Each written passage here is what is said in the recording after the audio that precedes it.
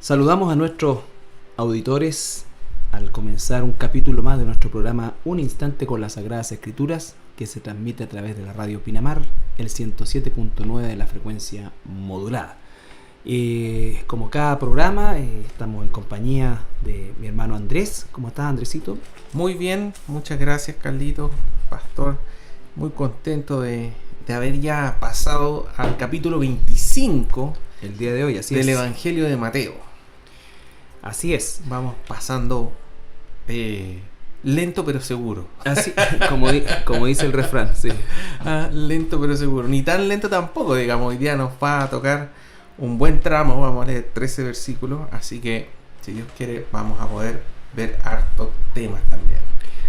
Bueno, este capítulo 25, si pudiéramos hacer una introducción. Bueno, recordar que la Biblia originalmente no está separada ni en capítulos ni en versículos, y por lo tanto la continuación de lo que Jesús estaba hablando en el capítulo 24 es básicamente tiene la conexión directa con lo que vamos a leer a partir del 25.1. No se olvide que Jesús está hablando, ¿no es cierto?, o en el capítulo 24, solamente como un recuerdo, está hablando de la venida del Hijo del Hombre, esta segunda venida de nuestro Señor Jesucristo, que si pudiéramos nosotros dividirla en dos partes, una el rapto de la iglesia y lo siguiente el final de los 7 años de tribulación con el regreso del Señor Jesucristo. Y entonces, bueno, en ese tenor está Jesús enseñando, y nos detenemos como recordatorio el versículo 44, donde dice: por tanto también vosotros estad preparados, porque el Hijo del Hombre vendrá a la hora que no pensáis. Y entonces, a partir de esa exhortación de estar preparado, ya largamente tratamos el tema de estar preparado. Ahora, el que lo tratemos no significa que se terminó, o sea, estamos preparados todo el tiempo. Claro. Pero a partir de ese instante Jesús va a enseñar 3 parábolas. La primera de ellas que vimos el capítulo anterior o el programa anterior, relacionado con estos dos tipos de siervos, ¿no es cierto?, el siervo malo y los siervos buenos, con las consecuencias de uno y de otro. Consecuencias eternas. Eternas, exactamente. Ahora, a partir del capítulo, o en el capítulo 25, comienza a relatar la segunda parábola que va en la misma dirección, y la llamamos, o se llama, la parábola de las 10 vírgenes. Así es. Vamos a dar lectura entonces a este pasaje. Mateo capítulo 25, versículos 1 al 13. Entonces el reino de los cielos será semejante a 10 vírgenes que, tomando sus lámparas, salieron a recibir al esposo. 5 de ellas eran prudentes y 5 insensatas.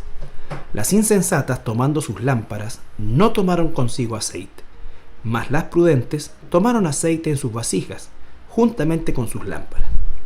Y tardándose el esposo, cabecearon todas y se durmieron. A la medianoche se oyó un clamor: aquí viene el esposo, salid a recibirle. Entonces todas aquellas vírgenes se levantaron y arreglaron sus lámparas. Y las insensatas dijeron a las prudentes: dadnos de vuestro aceite, porque nuestras lámparas se apagan. Mas las prudentes respondieron diciendo: para que no nos falte a nosotras y a vosotras, id más bien a los que venden y comprad para vosotras mismas. Pero mientras ellas iban a comprar, vino el esposo, y las que estaban preparadas entraron con él a las bodas, y se cerró la puerta. Después vinieron también las otras vírgenes diciendo: Señor, Señor, ábrenos. Mas él respondiendo dijo: de cierto os digo que no os conozco. Velad pues, porque no sabéis el día ni la hora en que el Hijo del Hombre ha de venir. Así es, así es. Bueno, el contexto de esto, Carlito, y lo que estamos viendo en los programas anteriores, ¿cierto?, es este sermón, la pequeña Apocalipsis, el sermón del Monte de los Olivos, también me dice, ¿cierto? Y está enfocada principalmente a responder la pregunta del versículo 3. Versículo 3 le preguntan a Jesús sobre cuándo van a ocurrir estas cosas, ¿cierto? Y cuáles son las señales de la segunda venida de Jesús y del final del siglo. Así es. Y vimos que, bueno, Jesús inicia sus respuestas del versículo 4 en adelante hablando sobre las señales, los diferentes tipos de señales, y termina hablando de su segunda venida y empieza a hablar sobre ya la pregunta sobre cuándo van a ocurrir estas cosas. Y lo que vimos nosotros, que es muy semejante al versículo 13 de lo que estamos leyendo ahora, es el capítulo 24, versículo 36, cuando dice: pero el día y la hora nadie sabe, ni aun los ángeles de los cielos, sino solo mi Padre. Después, capítulo 24, versículo 42, velad pues, porque no sabéis a qué hora ha de venir vuestro Señor. Versículo 44 del mismo capítulo 24, por tanto también vosotros estáis preparados, porque el Hijo del Hombre vendrá a la hora que no pensáis. Y finalmente el versículo 50. Del capítulo 24 dice: vendrá el Señor de aquel siervo en el día que éste no espera y a la hora que no sabe. Entonces está muy claro que lo que está transmitiendo Jesús es importante, porque lo repite una y otra y otra y otra vez. Y cuando el Señor nos enseña cosas que son importantes, no deja las cosas ocultas en un versículo perdido por aquí y por allá, sino que, como todo buen maestro, recalca la enseñanza, recalca la lección. Y la lección es muy clara. La lección es que el día específico y la hora específica de la segunda venida de Jesús, nadie la sabe. Nadie la sabe. No hay ningún hombre, no hay ninguna mujer, no hay ninguno de estos pseudo profetas que pueden hablar en algún momento. Ni siquiera los ángeles del cielo saben a qué hora va a ser el día específico, la hora específica. Nadie la va a saber. Y eso es algo que Jesús claramente quiere que todo hijo de Dios lo tenga muy, muy claro. Sí, bueno, el mensaje principal, tal como dices tú, está, diríamos nosotros, de boca de Jesús, es recalcar que no hay un día, el día y la hora nadie lo sabe, y como consecuencia de eso, todo cristiano fiel, todo cristiano verdadero y fiel, debiera tomar la recomendación y la ordenanza, mejor dicho, de Jesús, de velar, de estar preparados.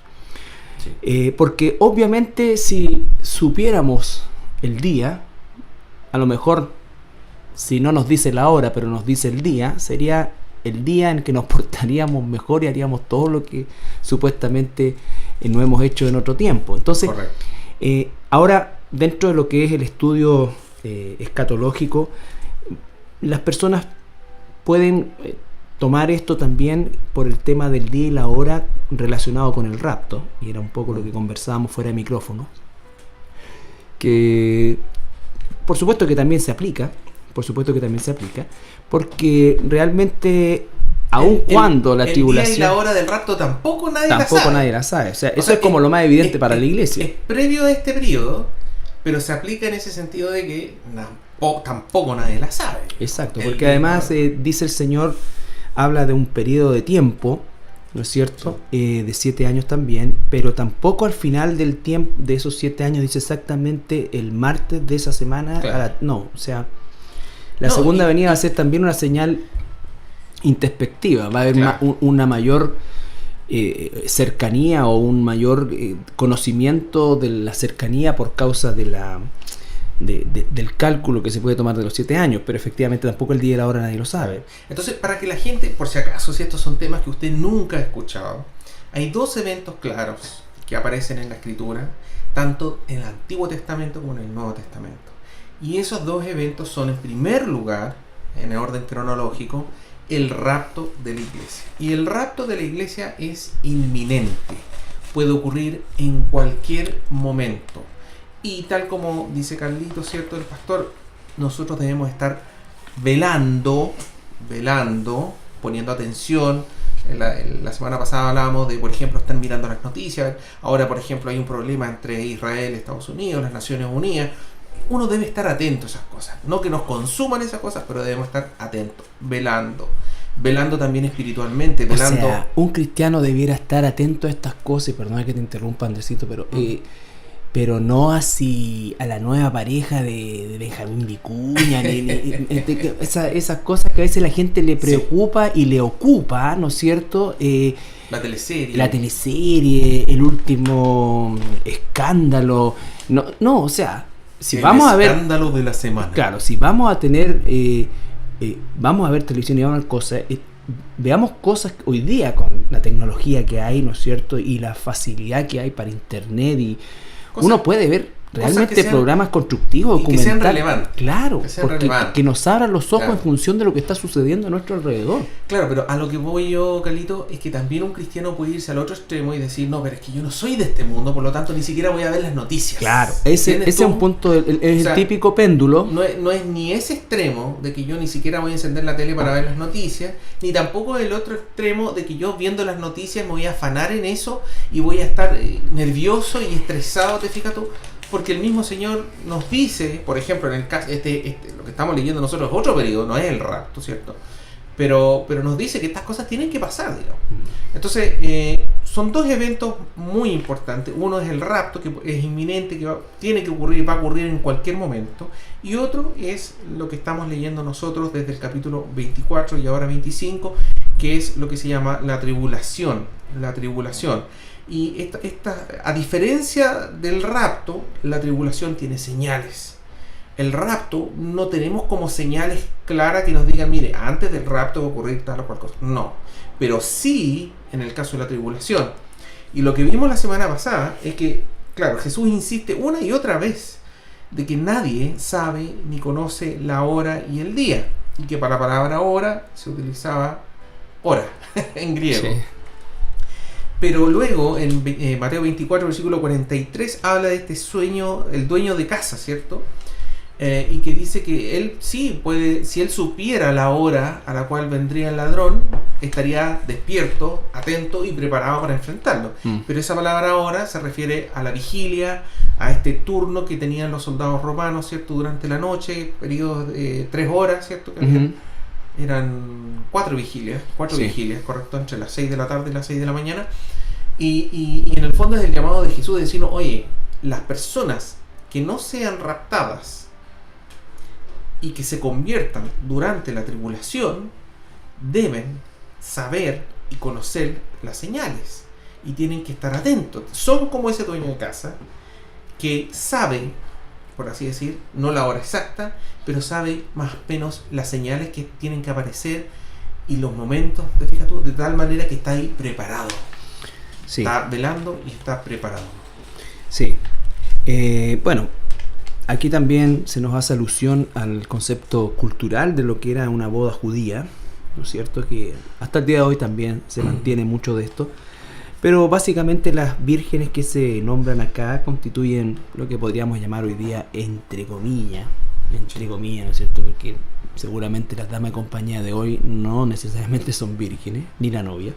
Entonces, pero en aquel entonces la cultura era de otra manera y efectivamente... De otra manera absolutamente, ¿no es cierto? Como bien dices tú, sería súper bueno, quizá podríamos hablar un poco de este cómo eran las bodas antiguamente, o en la época de Jesús.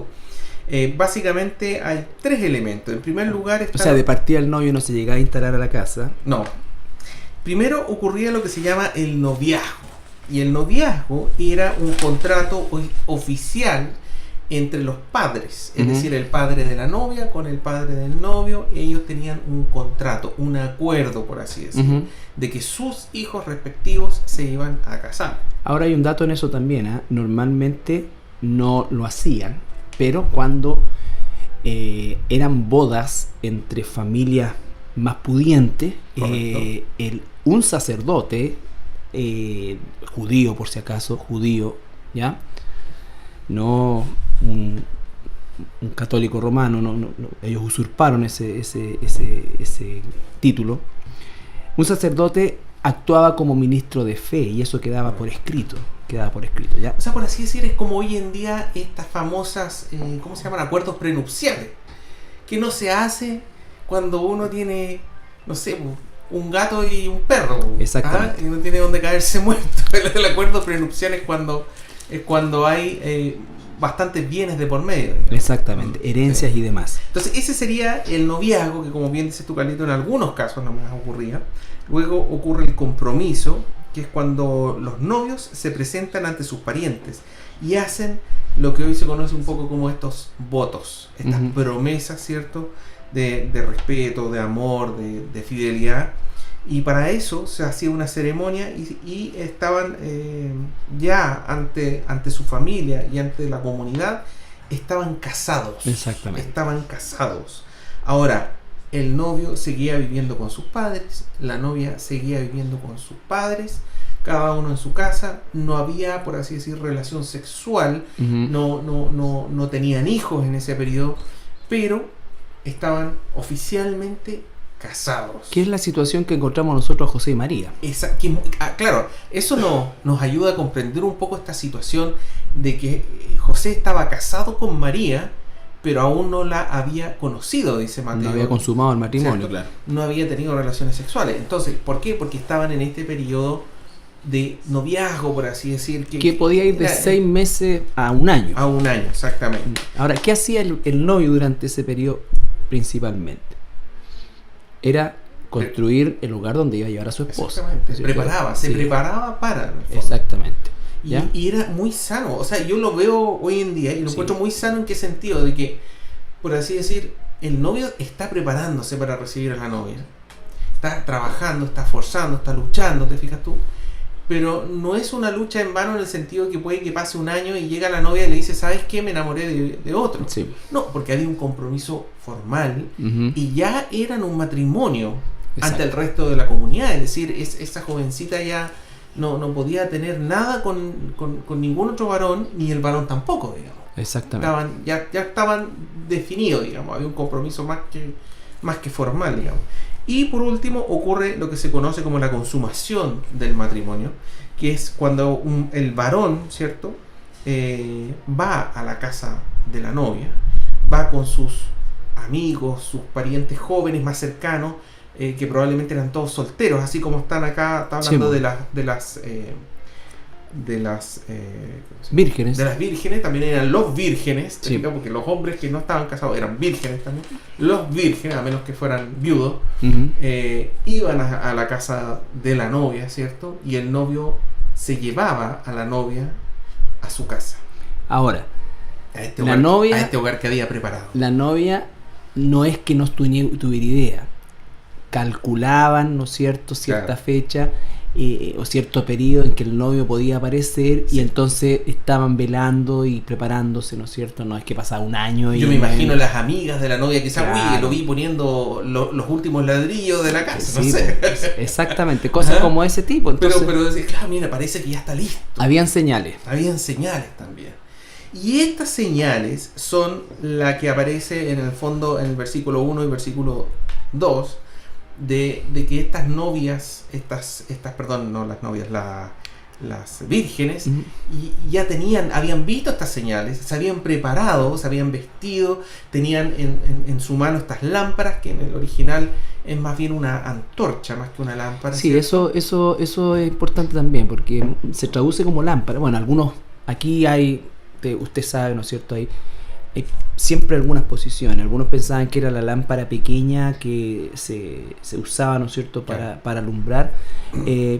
Pero también están aquellos que por la misma traducción hablan de la antorcha. Claro. ¿Ya? Y está también la descripción histórica, Carlito, de estos matrimonios, que nos habla de que eran verdaderas antorchas. ¿Por qué? Porque esto lo hacían en la noche, Sí. era una tremenda celebración, y encendían las antorchas. El novio, cuando iba donde la novia, encendía las antorchas y se iban con las antorchas caminando por toda la ciudad, por todo su pueblo, hasta llegar a la casa del novio. Ese es el argumento más sólido para que nosotros la traduzcamos o la entendamos como una antorcha, porque la lámpara la otra lámpara era pequeña Claro. y de muy poca potencia por un lado, y en segundo lugar de muy poca durabilidad. Y es otra la palabra que utiliza, por ejemplo, Jesús cuando dice que uno no va a poner una lámpara debajo de un almud, digamos. Es otra la palabra en griego, entonces por eso se supone que también es una antorcha. Pero en el fondo este es un evento gigantesco De todo el pueblo. en todo el pueblo, en toda ciudad, digamos, pequeñita Comarca. de aquella época. Nos fuimos al Señor de los Anillos, Sí. me acordé. Sí. Pero bueno, es un evento, es el evento del año en el fondo. Un matrimonio es como el evento más grande de la familia, ¿cierto? Cuando se une un varón con una mujer y van a formar una nueva familia en el fondo. Entonces es un evento alegre, un evento para celebrar, y por eso este tema de encender la luz e ir caminando, porque en el fondo ahora, después de todo este proceso que puede durar, como decías tú, entre 6 meses, un año, ya llegaba a su fin. La espera llega a su fin. Ahora viene finalmente el término, la consumación de todo este proceso de matrimonio. Y como dice el versículo 2, ¿cierto? De estas 10 vírgenes, hace una separación, habían algunas que eran prudentes y otras que eran insensatas. Así es. Ahora, fíjese usted que como se hace la descripción, estamos hablando de que todas eran vírgenes, ¿no es cierto? Todas tenían lámpara, Sí. pero Todas estaban en el lugar. todas estaban en el lugar correcto, ¿no es cierto? Sí. Estaban esperando al correcto, por así decir, ¿no es cierto? Por lo tanto, todas las circunstancias eran similares y estaban bien, salvo esta situación que va a marcar el destino de unas y de otras, Correcto. ¿ya? Y eso tiene relación con el tema del aceite. El aceite, vale decir, no puede haber cosa más inútil en una oscuridad que una antorcha sin combustible para que alumbre. Correcto. O es como, llevándolo al tiempo de hoy, tener una oscuridad y una linterna sin pila. O sea, no tiene Y eso, Carlito, es un tema no menor, porque en el fondo esta parábola... Esta parábola, Andrés, para mí es una parábola trágica. Es terrible, da miedo. Es terrible para todo aquel que dice ser cristiano. Sí. Es un llamado a atención. Sí. Es un llamado a atención. Sí, acá no está hablando de paganos ni de gente que odie la Biblia. No, aquí está hablando de gente que tiene... Bueno, Jesús usó muchos ejemplos de cosas que se veían iguales, pero que había una diferencia que a lo mejor no era tan obvia.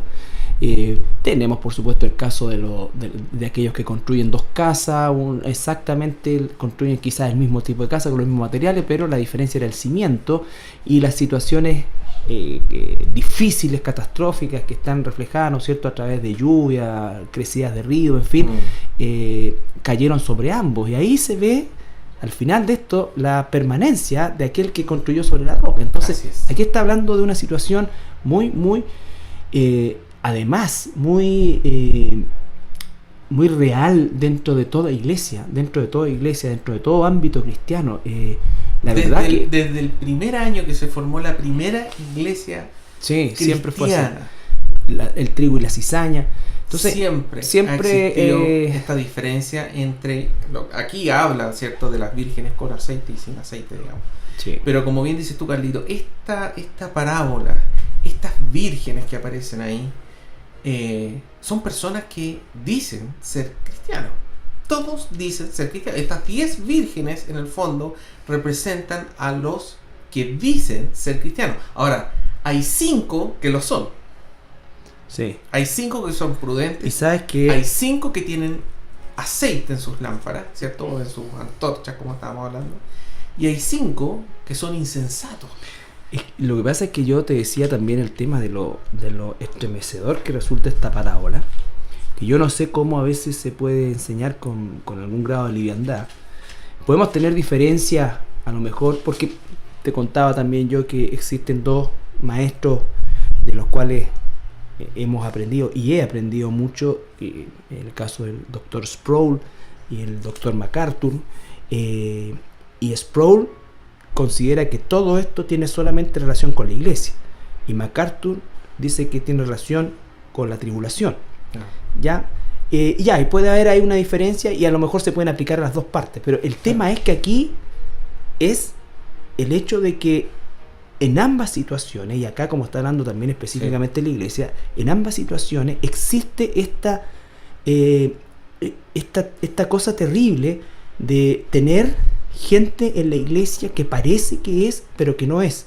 Claro. Y si yo me ciño un poco, porque las palabras de Jesús y los ejemplos de Jesús no son cosas al azar, está hablando de que la mitad es y la mitad no es.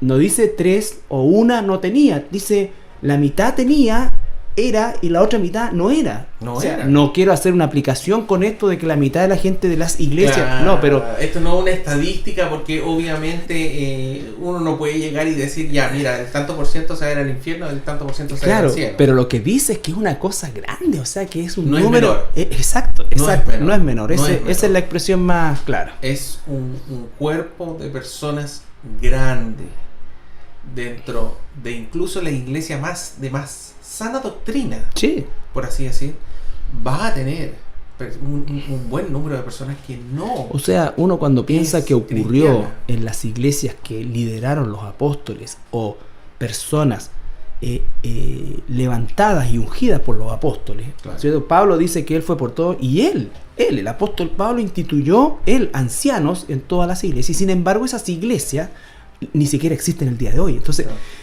Es una realidad terrible y con la cual nosotros tenemos que siempre, más que lidiar, es estar atentos, porque este tema, por ejemplo, el trigo y la cizaña y no se conoce hasta que viene la siega, Claro. hasta que viene el rapto o hasta que viene el regreso del Señor.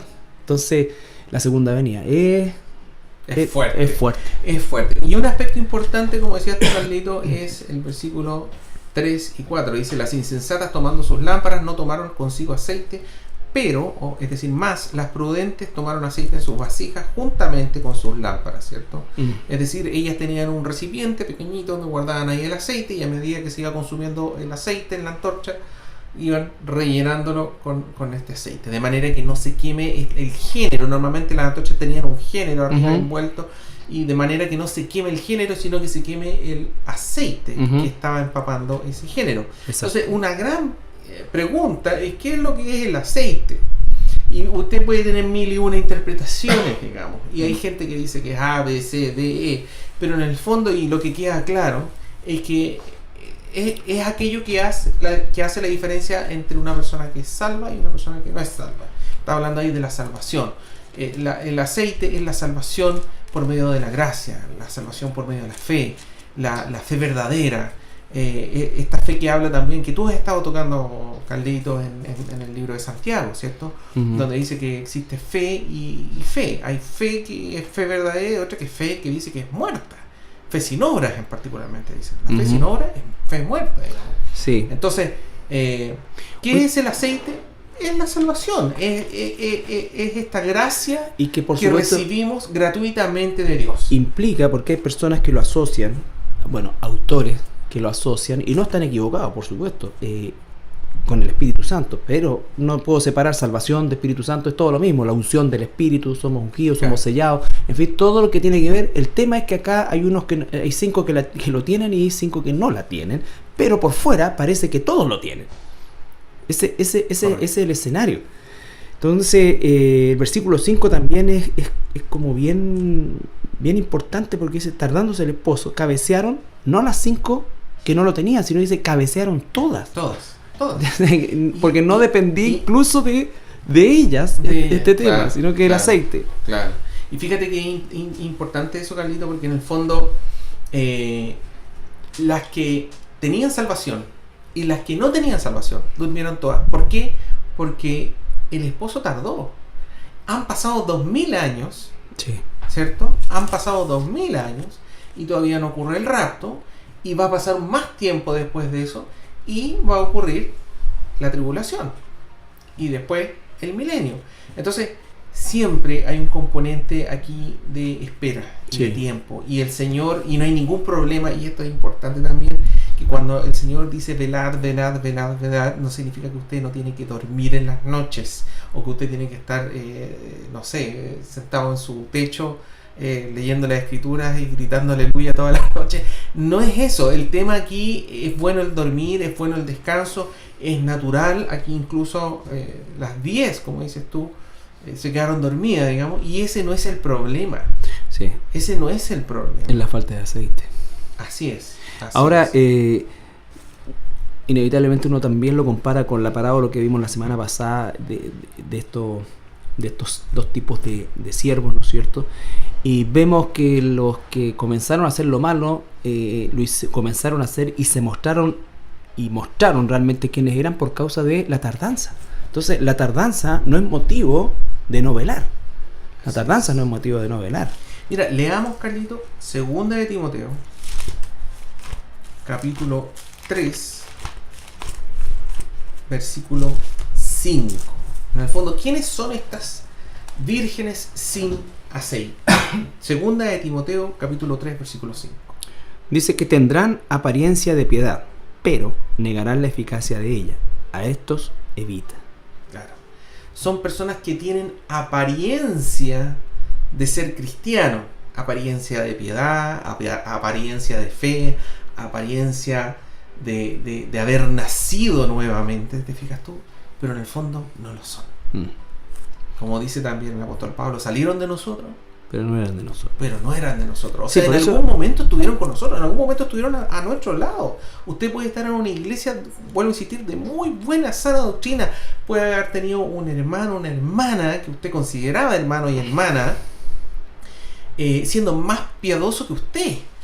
sí. Teniendo más misericordia que usted, teniendo más fe que usted, aparentemente. Sí. Pero después de un tiempo ocurre lo que también leímos nosotros y leímos varias veces en Mateo capítulo 13, en la parábola del sembrador, ¿cierto?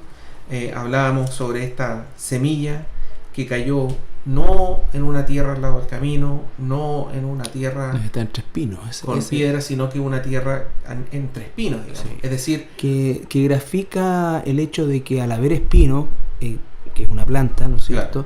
Claro. Era un lugar donde factiblemente podía crecer una semilla. Las otras dos partes estaban descartadas. Claro, pero al lado del camino la palabra llegó y se la llevaron las aves. O sea, no, le entró por un oído y le salió por el otro lado el evangelio, digamos, por el otro oído. Después, el segundo tipo de tierra recibe la palabra, dice que hasta se goza, se alegra con el evangelio, pero después dice como que se desinfla. Sí. Mientras que el tercer tipo de tierra, ese sí que es complicado, y ese también, como decías tú, Carlito, es un llamado a atención para nosotros mismos, porque esa es una persona que va a estar mucho tiempo en el ámbito cristiano, en el ambiente cristiano, va a estar yendo a la iglesia, va a estar participando en estudios, puede incluso participar en ministerio, ¿te fijas tú? Pero esa persona no es verdadera. ¿Por qué? Porque dice que después, como está entre espinos, estos espinos van a crecer y la van a ahogar. Y esa es la mentira de este siglo, dice. Los afanes del mundo la van a ahogar. Sí, bueno, esto es importante para los que nos escuchan y a lo mejor nos está escuchando algún pastor, algún anciano, algún líder. Esto no es para tener un control policíaco sobre la hermandad, porque por supuesto que toda iglesia debe tener cierto modelo de digámoslo en términos reales, ¿no es cierto?, algunos requisitos, porque la Biblia los coloca, ¿no es cierto?, pero aún si nos ceñimos a ese modelo, va a suceder o puede suceder que exista un Demas, exista, ¿no es cierto?, personas que en algún momento se va a manifestar esa situación y bueno, y a lo mejor estaban en algún tipo de liderazgo o en algún tipo de servicio, ¿me entiendes? Pero nosotros debemos confiar en el Señor, tener y guiarnos por los requisitos bíblicos, pero aún así puede que no necesariamente tengamos todas las garantías y es parte del proceso de la imperfección, del trigo, de la cizaña. Carlito, un caso muy, ¿cómo se puede decir? Muy emotivo para mucha gente, son estos artistas, entre comillas, cristianos, ¿cierto? Sí. Que en sus inicios tenían unas alabanzas pero preciosas, muy sana doctrina, sujeta a la palabra, citaban versículos. Ahora no se diferencian de Arjona. Y hoy en día no mencionan la palabra Jesús. Exacto. Ni mencionan la palabra Dios en sus canciones. Y es algo que está deliberadamente hecho así para... Entonces, pero a eso voy yo. Exacto. Y es un poco el llamado que haces tú. Perfectamente puede haber personas en su iglesia que ha trabajado en ministerio que usted diría, pero que está seguro que es cristiano, pero que el día de mañana cambia absolutamente. Y usted dice, no, pero es que esto no es posible. Y lo que nos está diciendo Jesús es que no solamente es posible, va a ser así. Ahora, no nos salimos del tema, ¿no es cierto? Pero es parte del tema, pero es bueno recomendarlo también, que nosotros no tenemos que andar buscando si alguien es, no es, Así no, es. por favor, No. o sea, no estamos nosotros incentivando eso, quiero dejarlo bien en claro. Solo la Escritura nos faculta a nosotros, como dicen en segunda de Juan, ¿no es cierto?, que la segunda carta de Juan, que nosotros cuando vemos que una persona se llama cristiana y tiene una vida no acorde con eso, de frentón, ¿no es cierto?, y que la constancia en su vida es una vida pecaminosa, alejada de Dios, o laxa, o como este tipo de personas que nombrabas tú, los artistas cristianos, que es una realidad, que no son personas que a lo mejor viven en condiciones inmorales, no, al contrario, pero si tienen ese tipo de conducta que rechaza abiertamente el nombre de Jesús, aunque lo hagan de una manera sumamente sutil, lo único que nos dice a nosotros, apartarse de los tales. Porque aún esas personas no sabemos nosotros si en algún momento, quiera Dios, experimenten el arrepentimiento genuino y venga. Entonces, no estamos nosotros diciendo acá que usted tenga un ojo, porque no lo tenemos en primer lugar, y en segundo lugar no estamos facultados para eso, para determinar ni hacer cálculos, no. Hay cosas que son obvias, ¿no es cierto?, y que nosotros nos debemos resguardar, pero acá está hablando de cosas que no son obvias, pero tampoco dice que las vírgenes sensatas vinieron, ¿no es cierto?, y las echaron, las maltrataron, no dice eso, en absoluto, porque finalmente el que les cerró la puerta es Jesús. Así es. Así es que quería hacer esa pequeña observación, porque no quiero que quede la idea de que aquí estamos nosotros dándole tips para distinguir quién es y quién no es. Claro, no, claro. Eso... No, pero si el día de mañana usted mismo, como dice el Señor, por los frutos los conoceréis. Exactamente. Si usted está viendo un hermano que participa mucho y está dando malos frutos, y usted le llama la atención una vez, 2 veces, 3 veces con testigos frente a la iglesia, etcétera.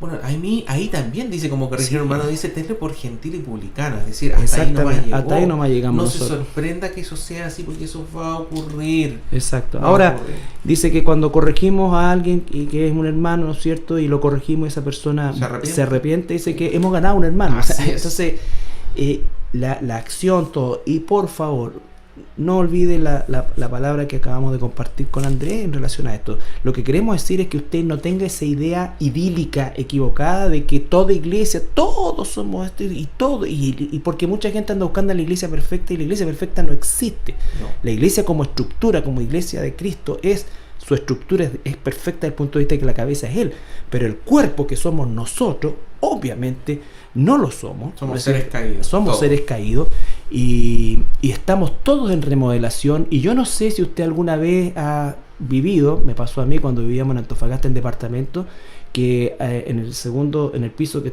yo estaba en el tercero, en el cuarto piso hicieron un cambio de tubería y de cañería por un problema que hubo, y fue horrible durante 6 meses lo que significó la remodelación de ese piso que era el techo de nosotros. Y en la iglesia pasa así, o sea, a veces nos molestamos nosotros porque está siendo remodelado otro, pero si no se remodelaba ese techo o ese piso de ellos, iba a sufrir el techo nuestro. Entonces, la iglesia es eso, es un lugar donde estamos siendo remodelados, donde no hay personas perfectas, pero también hay que reconocer, y ese es el mensaje, hay cizaña, y a lo mejor no la vamos a poder distinguir, pero debemos estar atentos, debemos estar atentos. Bien, vamos a ir a nuestra pausa musical y regresamos. Bien, regresamos después de nuestra pausa musical y bueno, estamos viendo este capítulo 25, esta parábola de las 10 vírgenes. Sí. Y en el bloque anterior estuvimos hablando acerca de un poco del contexto, un poco de la historia, de cómo la cultura, mejor dicho, de cómo se gestaba todo este tema del matrimonio, que era una situación, tal como decía Andrés, un evento importantísimo en el caso de nosotros puede ser dentro de nuestra familia, pero en el caso de estos lugares, ¿no es cierto?, donde eran poblados bastante pequeños, era el evento del poblado, ¿ya? Entonces, y todo lo que eso significaba. Y aquí, versículo 6 en adelante, ya comienza el fin de esta parábola, porque dice: y a la medianoche se oyó un clamor: aquí viene el esposo, salid a recibirle. Entonces todas aquellas vírgenes se levantaron y arreglaron sus lámparas. 8. Y las insensatas dijeron a las prudentes: danos de vuestro aceite, porque nuestras lámparas se apagan. Bueno, acá hay un corte, que es que ya, como bien dijiste tú en el bloque anterior, ¿cierto? Las vírgenes todas se quedaron dormidas, con y sin aceite. Esto de quedarse dormida no está mal, porque si hubiera estado mal, hubieran dormido solamente las insensatas. Aquí todas durmieron. Pero cuando llega la hora, porque se tarda el novio, y eso es lo que nos ocurre tanto para el rapto como le va a ocurrir a ellos como para la segunda venida, es que uno se duerme en el sentido de que puede descansar, te fijas tú, está bien descansar, está bien dormir, está bien que el cuerpo se recupere, pero estaban preparadas ¿quiénes? ¿Todas? La sensata. Las insensatas no estaban. Las insensatas no estaban preparadas. Entonces ahí tenemos las prudentes solamente estaban preparadas, ¿cierto? Entonces dice que todas se levantaron cuando escucharon la voz, y eso va a ocurrir en la tribulación. Todos aquellos que dicen ser cristianos, no solamente los que son cristianos, todos los que dicen ser cristianos, van a ver las señales de la llegada del Mesías, de este esposo que aparece acá, ¿cierto? Y solamente las prudentes van a tener esta salvación verdadera, esta justicia imputada, esta vida transformada, esta santidad absolutamente genuina, mientras que las insensatas solamente van a tener la apariencia. Van a estar felices cuando vean al Mesías llegar, pero no van a estar felices cuando vean de que realmente ellas no estaban preparadas. Sí, aquí fíjate que llegamos a la culminación de esta parábola, y a medida que vamos avanzando se va haciendo más espeso, así por decirlo, por lo grave y por lo terrible y por lo definitivo que es, porque acá no hay vuelta atrás. O sea, hay 5 que entraron y 5 que no van a entrar. Y acá no es que van a quedar esperando, no. Entonces, sí, definitivamente no van a entrar. Y acá dice el Señor, y eso me hace más sentido a mí también con el tema de lo definitivo, el concepto de lo definitivo con la segunda venida, porque el rapto va a quedar mucha gente, claro, pero no es lo definitivo para ellos. Pero no se va a cerrar la puerta. Exactamente, hay esperanza aún. Sí, claro, va a haber por así decir, por eso es tan importante predicar el evangelio a toda criatura, ¿cierto? Que es la orden de Jesús, porque en el fondo aquellas criaturas que no se conviertan antes del rapto y entren al periodo de la tribulación, tienen la oportunidad nuevamente. Hay esperanza aún. Hay esperanza para aquí ya no hay esperanza. Cuando se cierra la puerta, no, es un paralelo pero perfecto a lo que el mismo Jesús mencionó un poquitito antes al arca de Noé. Cuando habló de Noé, ¿cierto? Decía los tiempos de Noé. Bueno, en los tiempos de Noé construyó su arca por 100 años aproximadamente. En Hebreos mencionaba, ¿cierto?, que él fue predicador. Pregonero de la fe. Pregonero de la fe, te fijas tú. Pero también aparece en el libro de Génesis de que fue Dios quien cerró la puerta del arca. Noé cumplió una orden. Exactamente. Y aquí se cerró y nadie más entró, y dice la escritura de que toda criatura que respiraba aire pereció. Sí. O sea, no hay. Se cierra la puerta, se acaba. En este caso, como decías tú, también. Ahora, algo importante, Carlito, es que el versículo 8 y 9, ¿cierto? El versículo 8 dice que las insensatas le dijeron a las prudentes: danos de vuestro aceite, porque nuestras lámparas se apagan. Pero las prudentes le respondieron diciendo: para que no nos falte a nosotras y a vosotras, id más bien a los que venden y comprad para vosotras mismas. Y estos versículos a veces se toman mal, porque se toma como que es un mal ejemplo de que las prudentes no quisieron compartir el aceite, sí. Digamos. Lo que pasa, bueno, lo vas a decir tú seguramente, pero aquí el tema, recuerde usted que está Jesús usando una analogía y es una parábola. Hay una enseñanza dentro de una historia, que es una historia que tiene que ver con una cultura y una situación, pero que nos está enseñando aquí algo que no es que las sensatas no quisieron compartir, es que el aceite no es algo que yo pueda transferir. El aceite solamente lo puede dar Dios. Por eso dice: vayan a aquel que provee aceite. Claro.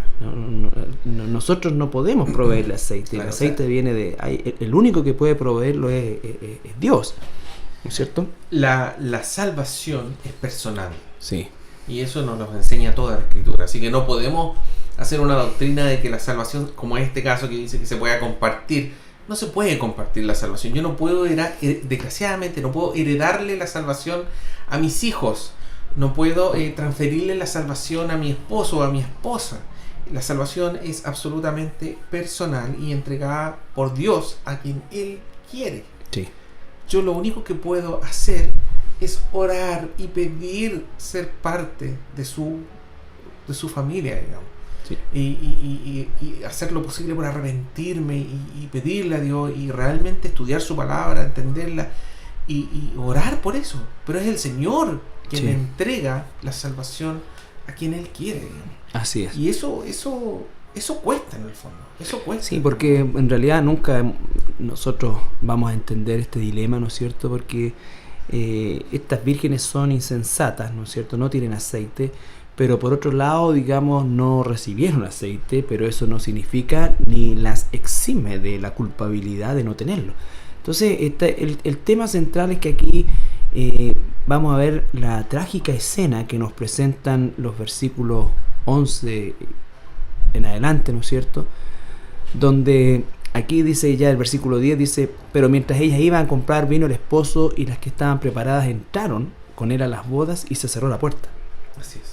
¿Ya? Ellas estaban preparadas. Ellas estaban preparadas y se cerró la puerta. Sí. Después vinieron también las otras vírgenes diciendo: Señor, Señor, ábrenos. Fíjese que usan Señor, Señor, tal como Mateo, ¿no es cierto? Lo vimos nosotros en el capítulo 7. En aquel tiempo muchos me dirán, dice el Señor, Señor, Señor, en tu nombre hicimos, ¿no es cierto? Y están dando un listado de cosas que hacen los cristianos también. Entonces acá por eso digo que es una cosa tan fuerte, ¿no es cierto? Porque un corazón... no son ateos, no son personas de otras religiones, por así decir. No, estas son personas que estaban en el lugar adecuado, que estaban creyendo o supuestamente creyendo en el Dios correcto, leyendo la Biblia, le dicen Señor. Lo reconocen como Señor, ¿te fijas tú? Pero acá viene la respuesta, el versículo 12.